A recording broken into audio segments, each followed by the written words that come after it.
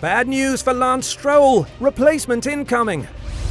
Lance Stroll's recent bad performances have put a stain on Aston Martin's great season so far, in which they have been deemed a surprise package. This has inevitably led to people talking about whether he deserves the seat in the green car or not, and many believe his future is not certain, despite the fact that his father is the partial owner of the team.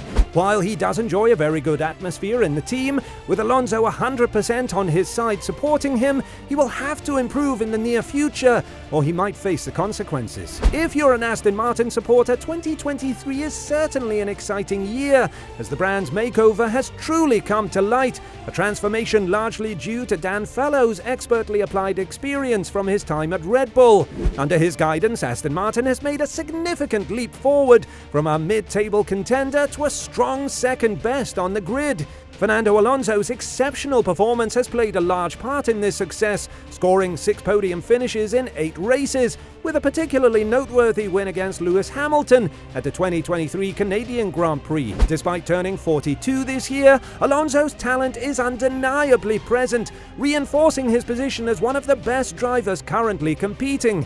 However, there's a noticeable void shaped by the Canadian Grand Prix. Lawrence Stroll, Aston Martin's owner, aimed for a double podium finish at his home event.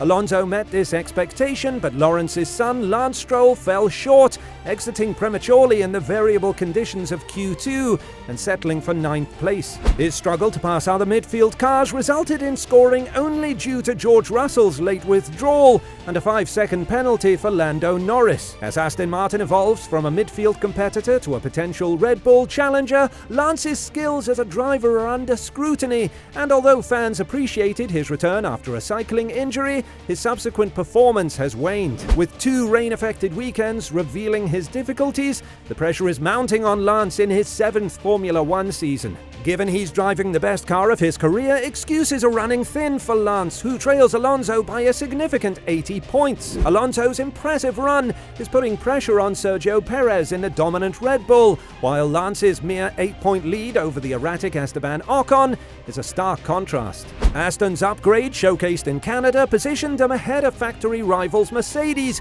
setting up a real battle for second place in the Constructors' Championship. However, Lance's lackluster season is a hindrance when comparing their driver lineup to the steadier lineups of Mercedes and Ferrari. George Russell, despite crashing in Canada and failing to replicate his victorious form from 2022, is still 28 points ahead of Lance. This gap is a major factor in Aston Martin's overall 3rd place rather than 2nd. Further pressure looms as Aston Martin announced their future partnership with Honda for their new power unit starting from 2026. This collaboration, although years away, is an exciting prospect, but questions linger. Can the aging Alonso maintain his form? And will he even want to race at 45, an age not seen on the grid since Graham Hill in 1975? Is Lance, who hasn't demonstrated the ability to lead a top team, ready to step up? Furthermore, Honda expressed a preference for a Japanese driver. With Yuki Tsunoda's strong performance in his 3rd season and Yumu Iwasa contending for the Formula 2 championship, Honda's options are open. While Lance's position has always seemed secure due to his father's stake in the team, the higher standards that Aston Martin now faces may place his role in question. Can Lance prove his worth for the seat? And would his father make the difficult decision to replace him for a better shot at the title? Indeed, one may presume it's unlikely to consider Lance Stroll's position is under threat, while his father is the team owner. However, continued underperformance could trigger a need for change. 2 possibilities could happen in this situation. Firstly, Lawrence might choose to replace Alonso with a younger, less experienced driver, and this new teammate may not overshadow Lance as Alonso does, given his consistent high performance. Alternatively, Lawrence might confront his son in an honest conversation, expressing that their current situation isn't sustainable and that they've been patient for long enough. The dilemma remains a challenging one, balancing familial ties with the ruthless competitiveness of professional racing. Aston Martin's impressive performance in 2023 has certainly drawn significant attention and consequently potential for greater financial investments. The team's evolution from being P7 in the Constructors' Championship last year to being a frontrunner this year undeniably makes it an attractive opportunity for new sponsors. However, potential investors may pause at the perceived imbalance within the team, especially given that the weaker link is the owner's son. The question is not whether Aston Martin is a viable investment. The team's results speak for themselves, but whether a sponsor would be comfortable investing in a team where performance might be hindered by a degree of nepotism. In considering where to invest, potential sponsors would likely examine a range of factors beyond Lance Stroll's individual performance. They would take into account the overall team performance, the strength and visibility of the Aston Martin brand, the team's future prospects, and their proposed partnership with Honda. All of said factors are highly affected by Lance's performances. There have been talks about a potential replacement for Lance in Aston Martin, and one of those is a surprising one, namely Ralf Schumacher, the former F1 driver and brother of the 7-time world champion Michael, thinks Charles Leclerc is a good replacement.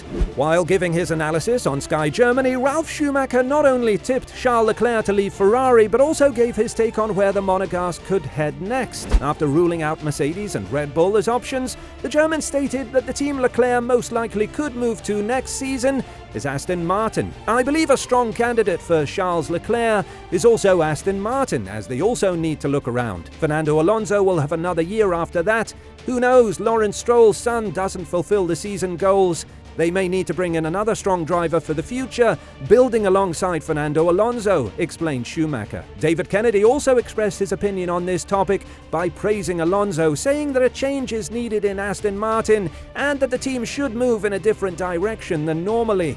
This season, they've got the car for it, said Kennedy. Alonso just knows all the tricks. I think when he puts it on pole and wins a race, then they have the calling car to go down the pit lane or up the pit lane to get who they want to join him. He's got a tremendous contribution to the team and where they are. If it could be a regular winner, they will need someone to make that difference like Max Verstappen did in Monaco. He's probably the right man at the right time for the team owner, and for his teammate to be able to bring so much to the table. He's older and wiser now, been through the mill with many machinations with F1 teams and managers. In the real world of Formula One, where your father doesn't get a team for you, your performance in a midfield car defines your career. If you're competent, you'll remain and develop alongside your improving team, because your performances will correspond to the car you're given. If the team upgrades your car and your performance doesn't elevate to match it, the team will replace you with a superior driver capable of maximizing the potential of that car, possibly even outperforming expectations. In a scenario where two high-quality drivers compete against a weaker duo in similar cars, if Aston Martin were Alpine or McLaren, Lance Stroll wouldn't be in the picture. Stroll isn't a bad driver who doesn't warrant a place in Formula One. He's not Nicholas Latifi, for example, but he hasn't validated or shown that he can deliver consistently in the second or even third best car over a season, competing against the absolute best drivers on the grid. In 2020, Racing Point was unarguably the third best car on the grid. Yet while his teammate Sergio Perez clinched a fourth spot in the championship, outdoing even a Red Bull, Lance, despite some exceptional highlights, finished merely 11th in the championship. Lance's recent performances aren't anomalies.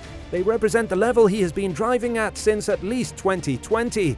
While I'm not vexed about Lance being at Aston Martin, understanding why he's there and it not causing me sleepless nights, I can't seriously accept Lawrence Stroll's grand ambitions of Aston Martin emulating Mercedes if he's willingly limiting his team's potential by persisting with a driver not up to the mark just because he's his son. This is despite a compelling body of evidence. However, there's a whole season ahead for Lance to prove everyone wrong. If by the summer break he ascends to the 6th, 5th or even 4th position in the championship, people will gladly acknowledge his achievement because what is expected of him is a consistent top 5 result that advances him in the championship and cements Aston Martin's standing in the constructors' ranking. I'd be more than pleased to be proven wrong, yet unless there's a change, Lance Stroll will continue to inhibit the team's potential and might even cost them the second spot in the constructors if he doesn't improve. To date, his career hasn't shown any signs that he will. What are your thoughts? Do you see Lance having a future in Aston Martin? In Formula One in general? Let us know your thoughts and opinions in the comments below. Thanks for watching Racing Zone, and we'll see you in the next one.